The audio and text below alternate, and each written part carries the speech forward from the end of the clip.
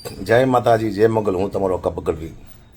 ઘણા ટાઈમથી, હમણાં થોડા ટાઈમથી એક વિડીયો ફરી રહ્યો છે. આ ખેડૂતનું આંદોલન છે એટલે મારો વિડીયો આવે છે કે તમે બીજીપીમાં છો, સરકારના સાથે છો, તમે કેસ પહેર્યો છે. આ 4-5 વર્ષ પહેલાંની વાત છે, જે હું કબૂલી ચૂક્યો છું. ભાઈ, હું પ્રોગ્રામ કરવા ગયો ત્યારે કહું, ભાઈ પાર્ટી કોઈ પણ પ્રોગ્રામ કરાવશે એમની સાથે જ છીએ, અમે કોઈ પણ લઈ જાય. અમે આવી વાત 4-5 વર્ષ પહેલાં કરી હતી. મેં કીધું કેસ તો મેં કોંગ્રેસનો પહેર્યો હતો, કેસ તો મેં ભાજપ આપણે આપનો મેં ટોપી પહેરી છે પ્રોગ્રામમાં, એટલે મને કંઈ લેવા દેવા નથી કેસ પહેરવાથી. મને કોઈ પ્રોગ્રામમાં બોલાવે 5 લાખ રૂપિયા આપે તો કોઈ મને કેસ પહેરાવે તો પહેલો 5 મિનિટ મારા બાપાને શું જાય.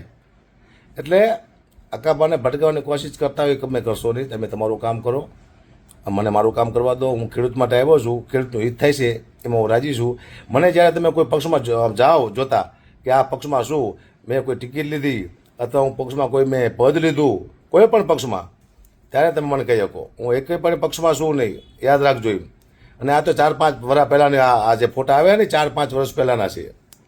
તમે કહી દીધું છે, ઇન્ટરવ્યુમાં બોલ્યો છું, હું લાઈવમાં બોલ્યો છું, હું ડિબેટમાં ન્યૂઝમાં બોલ્યો છું. ભાઈ આવું મેં બધાના કેસ પહેરેલા છે, બીજાના કેસ પહેલા એ બતાવતા નથી અને આનો કેસ બતાવે છે, બરાબર. એટલે હું રાજકારણનો માણસ છું નહીં, એટલે મહેરબાની કરજો. તમે જે તમારી લડી લડતા બધા લડજો, મને ફસાવવાની કોશિશ કરતા નહીં. કારણ કે અમારી યારે માતાજી હોય છે, અમે માને આગળ કરીને પછી હાલતા હોય છે, અમારું કોઈ બગાડી ન લે. અને હું આવ્યો હતો ખેડૂત માટે, અને ખેડૂત માટે આજીવન લડવાનો છું, બરાબર. હું કોઈ પક્ષમાં આવવાનો નથી, પક્ષમાં નહીં. હું ખેડૂતના આગેવાન તરીકે પણ નહીં આવું, માત્ર સમર્થનમાં આવીશ ખેડૂતના. હું ખેડૂતનું સારું બોલીશ, ખેડૂતની વાત સરકાર સુધી પહોંચાડીશ. આ જ મારું કામ છે. તમે ગમે ફોટા કાઢો અત્યારે 4-5 વર્ષ પહેલાંના, મારે હું લેવા દે. અને તમારે મૂકવા તો મૂકો, મને કંઈ ફેર ન પડતો.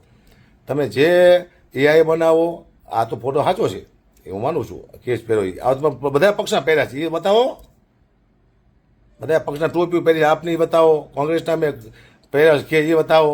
જ્યારે પણ કોઈ પણ મેં કોંગ્રેસનો પ્રોગ્રામ કરેલો છે દ્વારકામાં, ત્યારે મને પહેરાવ્યો છે કે મને યાદ નથી. પછી મેં વિમલ ચુડાસમાના પ્રોગ્રામમાં ગયો હતો હું કોંગ્રેસના પ્રચાર માટે. મતલબ હું જોક્સ કરું છું, પ્રચારમાં કેવો હોય કોઈ પક્ષમાં જવું એટલે હું જોક્સ કરું, પબ્લિકને ભેગી કરું, આ મારું કામ છે. ત્યારે પણ મેં કેસ પહેર્યો હતો. વઢવાણ ગયો હતો આપનો પ્રોગ્રામ કરવા માટે, એમ મને પૈસા આપ્યા હતા. હું ધંધો કરું છું, મારો બિઝનેસ હતો એમ. પણ તમે મારો બિઝનેસ હવે છોડાવશો એવું લાગે બધા ભેગા થઈને, બરાબર. એટલે મુદ્દો એ છે કે હું આ ખેડૂતના આંદોલનમાં આવ્યો, એમાંથી ઘણો ખળભળાટ થઈ ગયો છે. ખેડૂતને ન્યાય આપવા માટે આવ્યો છું, એટલે ખેડૂતને ન્યાય ન મળે એના માટે ત્યાં પ્રયાસ થઈ રહ્યા બધાય. ખેડૂતને જે બિઝનેસ તમારે કરવો છે, ખેડૂતને તમારે ધંધો કરવો છે, એ બધી મને ખબર છે.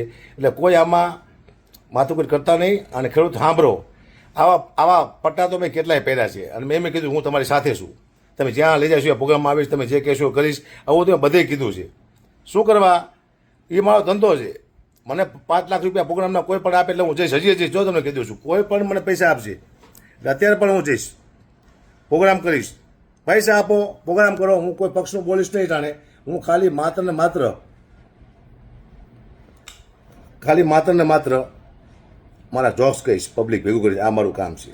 હવે મારી પાસે 3 વર્ષ બાકી રહ્યા છે, 30માં પ્રોગ્રામ મૂકી દેવાનો છે. કદાચ ન હાલે ને તોય કોઈ પરવા છે ને મને. એટલે આ બધો જે ઉપડું છે, આથી મોરબીથી બધું ફોટા વાયરલ થાય છે. આ બધાએ ભલે થતા હોય, કોઈ ફેરફાર ન પડતો, પણ ખેડૂત સાથે અન્યાય નહીં થવા દઉં. પહેલાં હું કોઈ અન્યાય ખેડૂત સાથે થવા નહીં દઉં.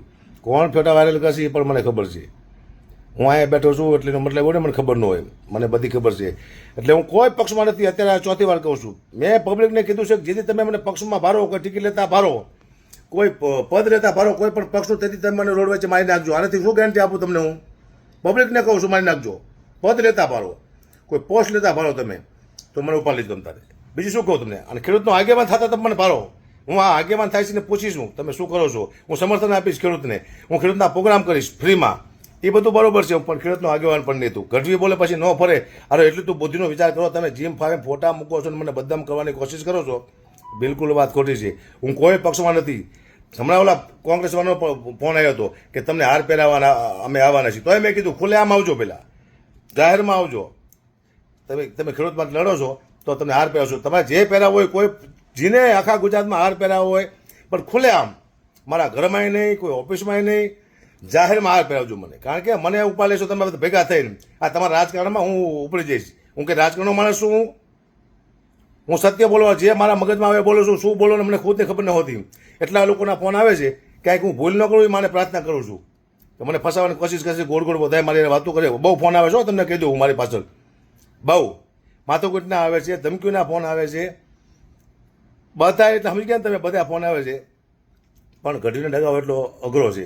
અમે આવ્યા પછી ગઢવી ફરે, મને મારો સમાજ મારી નાખે. હું હવે ફરું ને, હું કોઈ પક્ષમાં જઉં ને તો મારો સમાજ મને મારી નાખે. કારણ કે આ દુનિયામાં સૌથી મને બીક હોય તો મારા ચારણ સમાજની છે. અને ચારણ સમાજની સાક્ષી રાખીને બોલ્યો છું કે હું કોઈ પક્ષમાં નહીં જઉં, એટલે નહીં જઉં. વિશ્વાસ છે મારા સમાજને કે કકવાબા ગઢવી બોલ્યા પછી ન ફરે, બોલે ચારણ ન હોય. એટલે મહેરબાની કરી આવા ફોટા બોટા વાયરલ કરો છો, મને વાંધો હોય તમે જેટલા કરો એટલા કરો. કારણ કે હું અંદરથી બરોબર છું કે નહીં. મેં આવા કેટલાય ખેર, કેટલા પટા પહેલા મેં સાધુના મેં ભગવા પહેર્યા છે, એટલે હું સાધુ થઈ ગયો. તમે શું સમજો તમારા મનમાં બધાય? એટલે મહેરબાની કરો, તમે તમારું કામ કરો, મને મારું કામ કરવા દો. 1 કરોડ ખેડૂત સાથે હું કોઈને ગદ્દારી નહીં કરવા દઉં. 1 કરોડ ખેડૂત સાથે હું વિશ્વાસઘાત નહીં કરવા દઉં કોઈને. એ પાકા પાય છે. હું ગમે અડી જઈશ બધે. ક્યાં ખેડૂત જે કોઈ ખરાબ કરશે ખેડૂતનું, અહીંયા ઊભો છું. માનવું હોય તો માનો, ન માનવું તો જય માતાજી. હો, જય મુગલમાં.